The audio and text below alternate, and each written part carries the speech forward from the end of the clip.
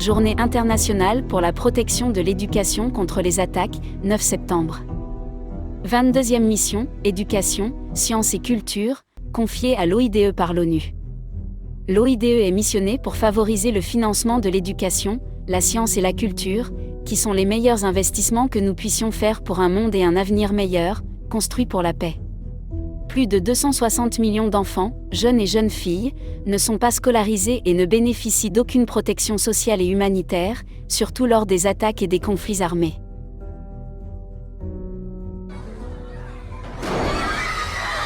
Toute attaque contre une école est une violation du droit humanitaire international, mais l'utilisation d'une école à des fins militaires n'est pas illégale.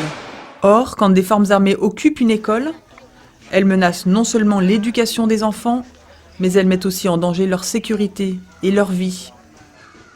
Whenever a school is bombed, or a school is destroyed, or if it is occupied by armed forces in a community, it is really torturous for the people of that community.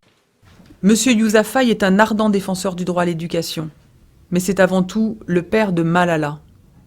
À 15 ans, Malala a été attaquée par des talibans pakistanais qui lui ont tiré dans la tête et dans le cou.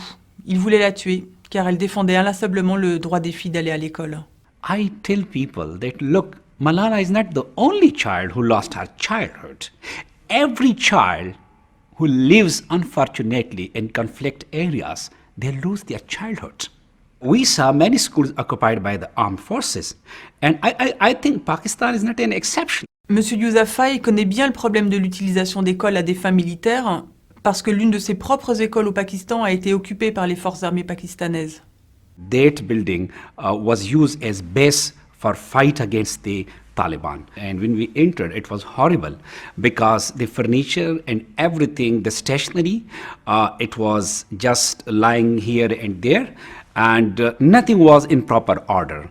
Everything was in a horrible condition. And even we saw the heads of the goats and sheep because they might have been slaughtered for the use of food for the troops. Des écoles sont utilisées comme casernes ou comme bases militaires, et même comme centres de détention et salles de torture. Dans certains cas, les enfants sont obligés de quitter les lieux, mais dans d'autres cas, ils continuent d'aller à l'école au milieu de tous ces hommes armés. Cela crée un environnement terrible pour l'éducation des enfants.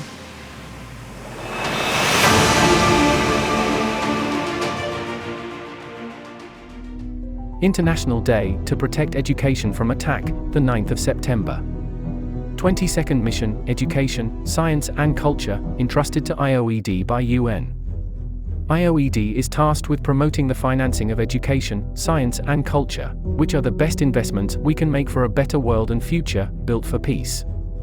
More than 260 million children, young people and young girls, are out of school and do not benefit from any social and humanitarian protection, especially during attacks and armed conflicts.